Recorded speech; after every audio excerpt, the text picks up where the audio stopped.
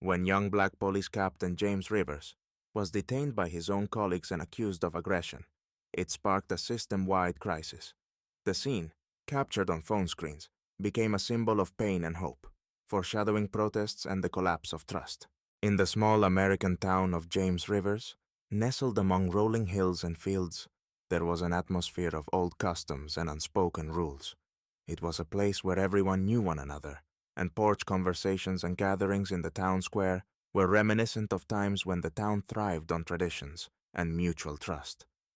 But behind this facade of peace lay another reality, a quiet prejudice that permeated daily life. Michael Blackwell, a young black man with sharp features and a confident posture, had recently been appointed head of the local police department's Internal Affairs Division. His arrival sparked much discussion among the townspeople. Some hoped he would bring a fresh perspective and change, while others pursed their lips skeptically, seeing him as an outsider who, they believed, did not know or understand the true spirit of their town. That evening, Michael decided to walk the streets of James Rivers to get to know the neighborhoods better and feel their ambiance. His tailored gray suit and well-groomed appearance made him stand out among the few passers-by, but the late hour made the town particularly quiet and deserted, with only a few dim lights in windows indicating someone was still awake. At that moment, Officers Daniels and Hope, two middle-aged men about whom various rumors circulated, were patrolling one of the main streets. They were known for their harsh interrogation tactics and open disdain for newcomers and minorities. Their presence always brought tension, especially among the town's youth and non-white residents. When Daniel spotted Michael, something sinister flickered in his eyes. He exchanged a glance with Hope, and both men, without hiding their suspicion, walked toward the young man. Michael, noticing the approaching officers, nodded in a restrained greeting, but did not have time to say anything before being addressed. "Stop right there!" Daniels barked, his voice slicing through the silence, making the streetlights seem even brighter. Michael, maintaining composure, raised his hands to show peaceful intentions.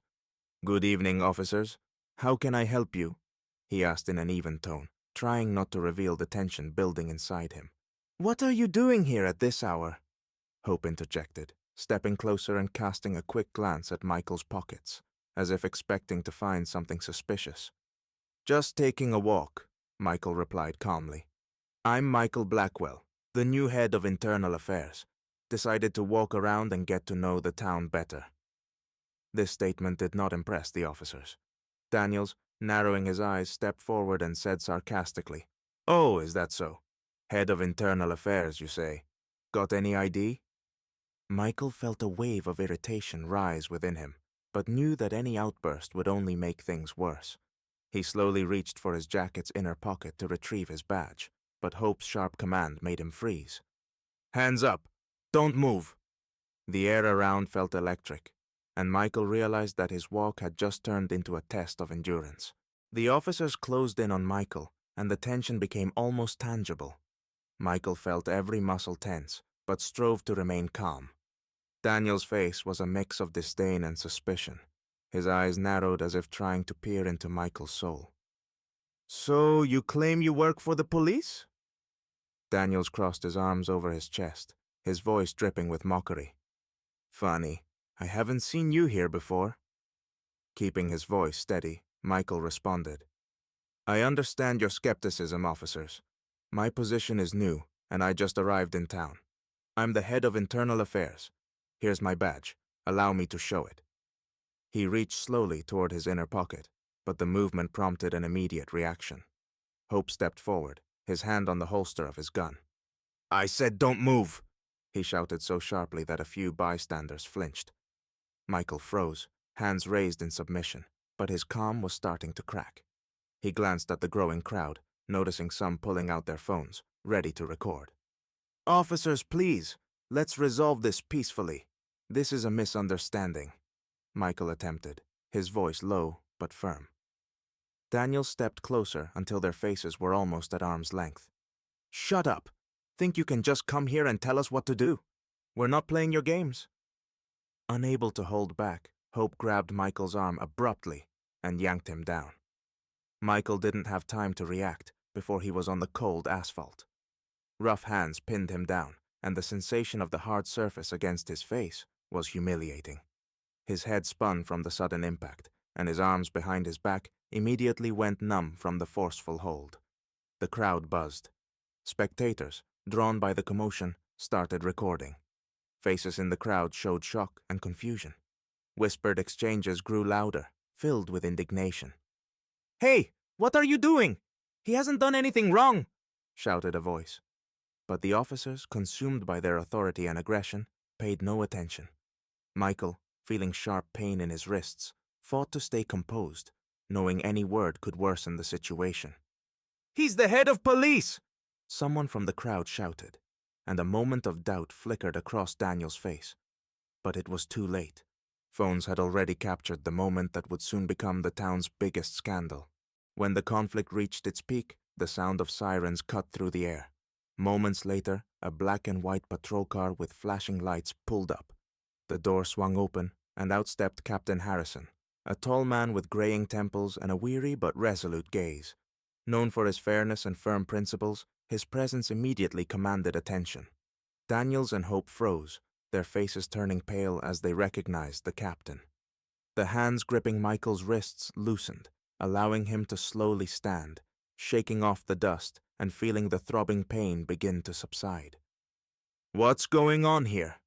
Captain Harrison's voice was cold and authoritative. His eyes quickly assessed the situation. Michael standing with raised hands and a tense expression, and the officers looking stunned and disoriented. "Captain, Hope began, but Harrison raised a hand to silence him. "I know who this man is," the captain said, nodding toward Michael. "This is Michael Blackwell, the new head of Internal Affairs." A moment of silence, as if freezing the entire scene, was broken by the crowd's murmur. The whispers turned into loud discussions, and someone shouted, "They didn't know who he was!" while another, with clear indignation, said, "Shame!" Daniels and Hope exchanged glances, their faces revealing a mix of horror and realization of their predicament. Under Harrison's stern gaze, they reluctantly stepped back, and Michael managed to stand tall. The officers hid their hands behind their backs, trying to conceal their trembling. "Release him immediately," ordered the captain. "Your actions will be thoroughly investigated." By now, the crowd was more animated, with phones capturing every moment. Videos of Michael being pinned and subsequently released were already spreading online, sparking public outrage. Michael, feeling drained but maintaining his composure, raised a hand to address the crowd. His voice was firm and confident, but tinged with pain. "Friends, what happened here today is not just a mistake. It's a symptom of a deeper problem. I'm not here to incite anger or seek revenge. I'm here to remind you that these incidents signal the urgent need for change, systemic change to root out bias and restore trust in law enforcement." His words resonated with the crowd, casting a tense silence. Faces softened, and some nodded in support. A bystander called out, "We're with you, Michael," signaling the beginning of a conversation that soon enveloped the entire town. The James Rivers Police Department came under intense scrutiny from the media and the public. The force's reputation teetered on the brink of collapse, but Michael's action became the catalyst for an essential dialogue about the need for reform and training. Shortly after the incident that shook all of James Rivers, Officers Daniels and Hope were temporarily suspended from duty. An official internal investigation began at the precinct, conducted under close scrutiny by both colleagues and the public. The city, accustomed to hidden displays of bias, was agitated. People discussed the event on the streets, conversations filled with condemnation and support buzzed in cafes, and local activists held meetings demanding justice. Michael Blackwell, having recovered from the emotional shock, decided he could not stay silent. He faced a choice: let what happened become just an episode or use it as a catalyst for change. Taking the initiative, he proposed a series of reforms aimed at transforming the culture within the police department and beyond. These reforms included mandatory racial sensitivity training for all staff and the implementation of new behavioral standards to eliminate bias and unfair treatment. The training sessions were held in a conference room, converted into a space for open discussions.